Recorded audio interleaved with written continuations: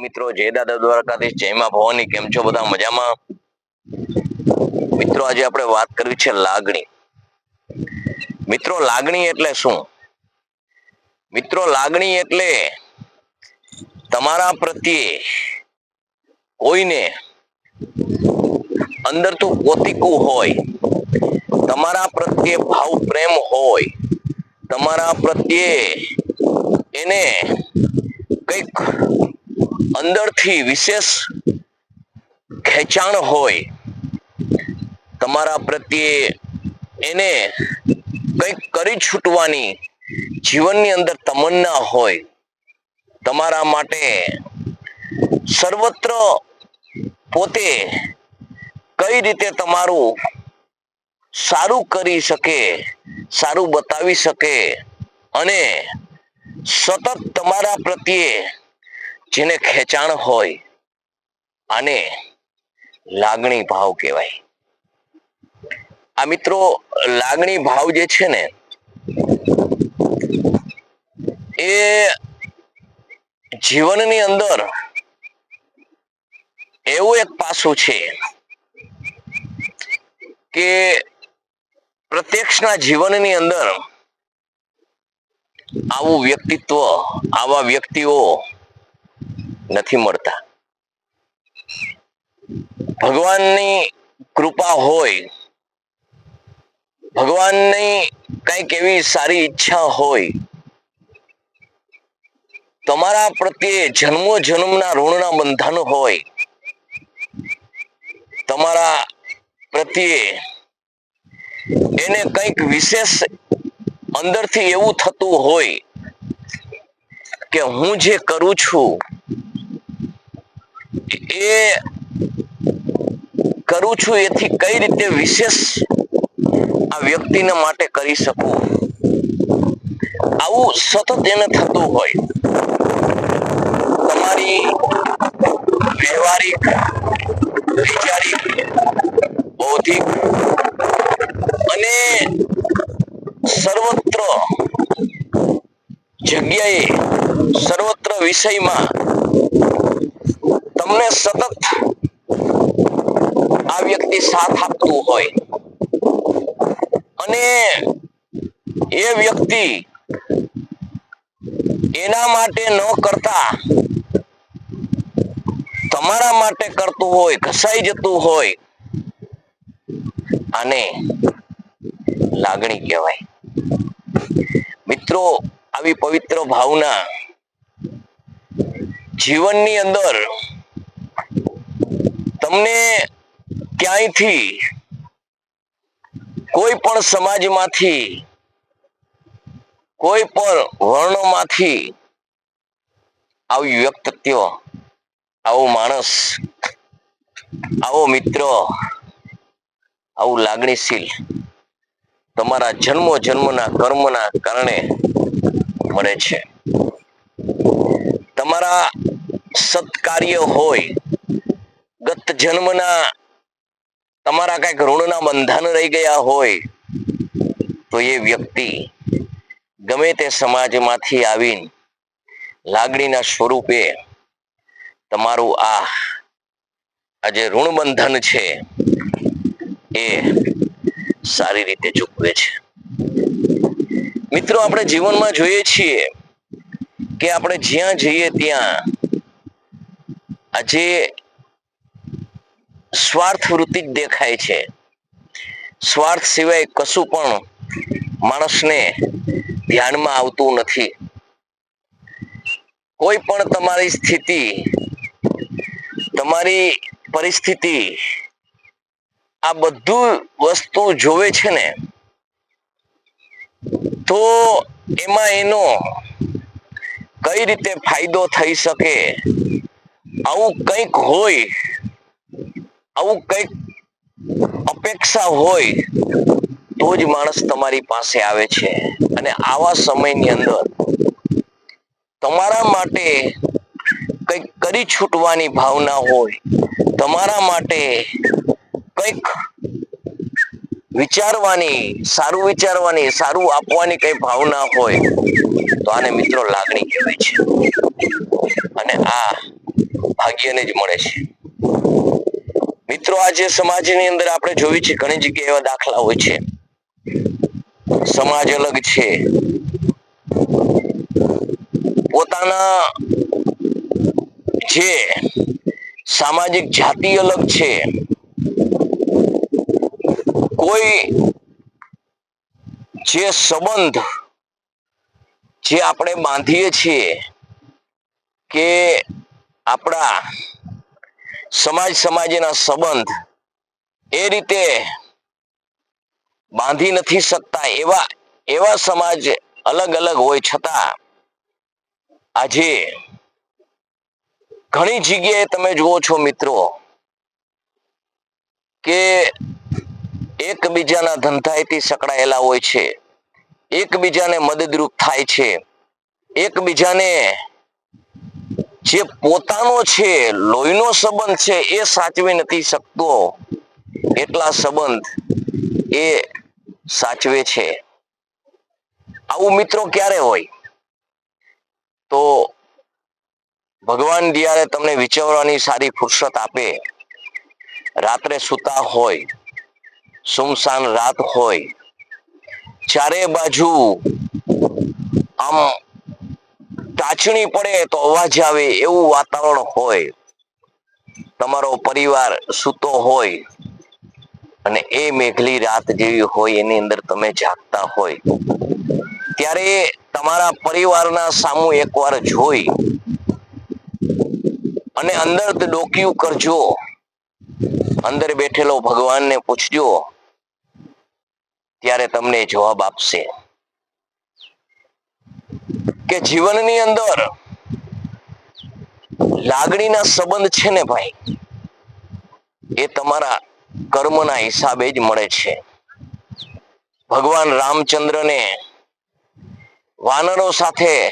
વાનરોને રામ સાથે કેવી લાગણી હતી આપણે જોઈ છીએ. એવી રીતે કોઈ પણ સંબંધ વગર, કોઈ પણ સામાજિક સંબંધ વગર, કોઈ પણ અપેક્ષા વગર તમારી માટે આ માણસ આટલું બધું કેમ કરે છે, ત્યારે સમજજો કે એ વ્યક્તિની અંદર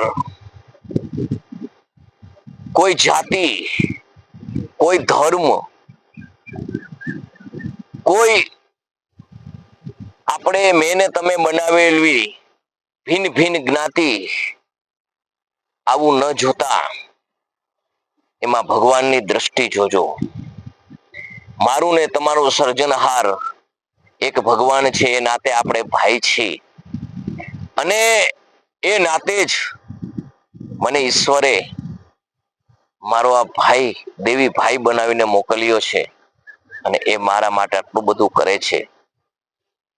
તો આવી પવિત્ર જે લાગણીનો ભાવ છે એ લાગણીને સાચવજો, એ લાગણીનો દુરુપયોગ ન કરતા.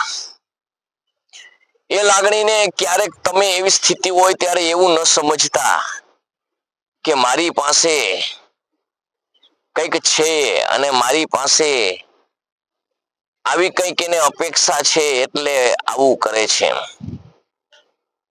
તમે ભવિષ્ય કાળની અંદર બહુ આગળ વધી અવરું વિચારી અને ક્યારેય એ માણસનું દિલ દુખાય કે એ માણસે કરેલું કાર્ય એ માણસને અંદરથી આહાહા એવું ન થાય એનું સતત ધ્યાન રાખજો.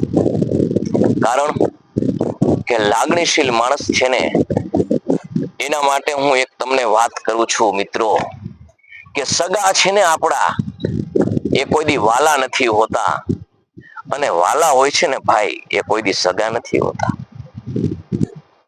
મિત્રો, જીવનની અંદર હર સમાજ, હર વ્યક્તિત્વ, હર ધર્મ એવું ન માનશો કે પોતપોતાના માટે હોય છે. એ ક્યારેક એવો સમય આવે છે ને ત્યારે તમારા માટે પણ જે વિશેષ કરી જાય છે ને એ તમારા પોતિકા નથી કરી શકતા. એ તમે તમારા જે જાણો છો ને એ તમને જે ડંખ મારે છે ને, વેદના આપે છે ને, એના ઉપર એ મલમ લગાડી અને સાત્વતન આપનારો એ વ્યક્તિત્વ, લાગણી આપનારો એ વ્યક્તિત્વ બીજા સમાજનો જ હશે, બીજા ધર્મનો હશે, બીજી જાતિનો હશે, પણ માનવ જાતિ પ્રમાણે તમે ને હું એક ભાઈ છીએ. એ નાતે એ સંબંધે એ તમારા પ્રત્યે જયારે ઓળઘોળ થઈ અને તમારા માથે નેછાવર થઈ જાય છે ને, ત્યારે સમજ્યો કે પવિત્ર ભગવાને બાંધેલો લાગણીનો સંબંધ એ નિભાવાય એવો છે.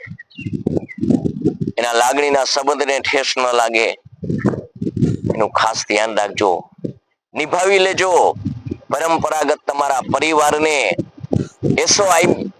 એસા આરામ અને ધમ સાહેબી હોય અને કોઈ વાતની કમી ન હોય, આવી ભૌતિક સુખ શાંતિ હોય, એવી બૌદ્ધિક સુખ શાંતિ હોય, વૈચારિક સુખ શાંતિ હોય, સામાજિક સુખ શાંતિ હોય, ત્યારે વ્યક્તિત્વને ન ભૂલી જશો કે જેણે તમારા માટે લાગણીથી એટલું કર્યું છે અને હજી પણ લાગણીથી તમારા માટે કરી રહ્યો છે.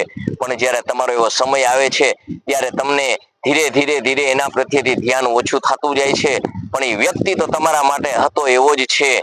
કારણ કે વ્યક્તિ છે ને એ વરસાદ જેવો હોય છે.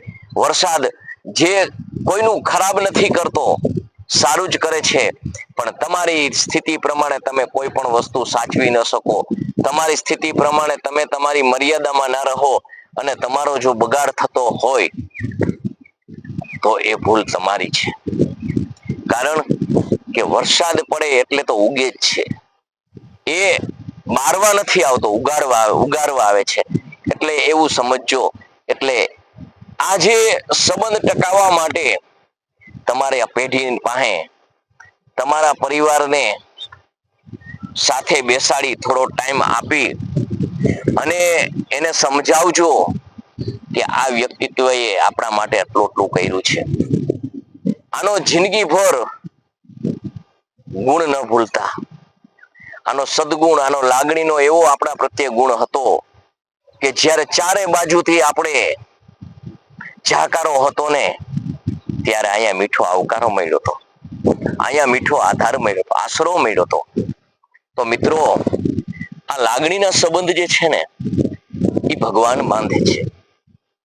તો આ લાગણીના સંબંધ જે આપણા પ્રત્યે લાગણીના સંબંધ બાંધ્યા છે, જેણે આપણા માટે કંઈક કર્યું છે, એના માટે આપણે એની પેઢીની આપણી જવાબદારી બની જાય છે. એ વ્યક્તિત્વનું આપણી જવાબદારી બની જાય છે કે એને જે બદલો આપ્યો લાગણીથી, એ બદલો મારી ઉપર એક ઋણ છે. મારી માથે એક એની જે ભલાઈ છે ને એ ભલાઈ મારે ભલાઈથી જ ચૂકવવાની છે. એ ભલાઈ મારાથી બુરાઈ ન થઈ જાય એવું મારે ધ્યાન રાખવાનું છે. મારા પરિવારને ધ્યાન રાખવાનું છે. મારા કુટુંબને ધ્યાન રાખવાનું છે. આવી વાતો છે ને આપણા પરિવારને કહેવી જોઈએ. નહીંતર અત્યારે કોઈના લાગણીથી આપણે આગળ આવીએ છીએ ને, કોઈ પણ આપણને મદદ કરે છે ને ભાઈ, ત્યારે એની લાગણીની ભાવના લાગણીથી તો એ ત્યાં રહ્યું, પણ આપણે એને લાગણીનો પરિણામ, ઉપકારનો પરિણામ આપણે અપકારથી આપીએ છીએ ત્યારે એના હૃદયને ઠેસ લાગે છે. એટલે આવું ન થાય મિત્રો, જોજો. કારણ કે જે તમને લાગણીથી જે માણસ જે ચાહ્યો છે ને, લાગણીથી જે તમારા સાથે સંબંધ બાંધ્યો છે ને, એનો અનાદર કરશો ને તો ઈશ્વર એક દિવસ કોપાયમાન થઈ જશે. તમારી કુળદેવી પણ કોપાયમાન થઈ જશે. કારણ કે વિશ્વ ચાલે છે ને તો સત્ય માથે ચાલે છે. વિશ્વ ચાલે છે ને તો ધર્મ માટે ચાલે છે. એ ધર્મ, એ સત્ય કોઈ જ્ઞાતિ, કોઈ સમાજની જહાંગીર નથી. એ ઈશ્વરનું સ્વરૂપ છે. એ ભગવાનના સ્વરૂપને સમજી લેજો અને આગળ વધજો. જ્યારે જ્યારે કોઈ પણ કાર્ય કરો એ ભગવાનને આગળ રાખજો, માં ભગવતીને પાછળ રાખજો અને કહેજો કે હે માં, અમારી હાથે કોઈનું બુરું ન થાય, અમારી હાથે કોઈનો અનાદર ન થાય, અમારા માટે જેણે લાગણી કરી છે એનું દિલ ન દુભાય એવી અમને માં સદબુદ્ધિ આપજે. મિત્રો, આ વિડીયો તમને કેવો લાગ્યો લાગણી વિશે બોલીએ તો ઘણું છે. તો આ જે વાત છે એ જીવનમાં ખરેખર વિચારવા જેવી છે. તો મિત્રો, લાગણી સર્વ પ્રત્યે, સર્વ સમાજ પ્રત્યે રાખજો. માનવ થઈને આવ્યા છીએ તો માનવ થઈને મરવું છે. માનવ થઈને જીવ્યા છીએ, માનવ થઈને મરવું છે. અને ઉપકાર કોઈના મેળવ્યા છે તો ઉપકારથી ચૂકવવું છે, પણ અપકાર કોઈ દી કરવો નથી. આવું જીવનમાં વિચારજો. જય દાદા દ્વારકાધીશ, જય મા ભવાની, જય માતાજી.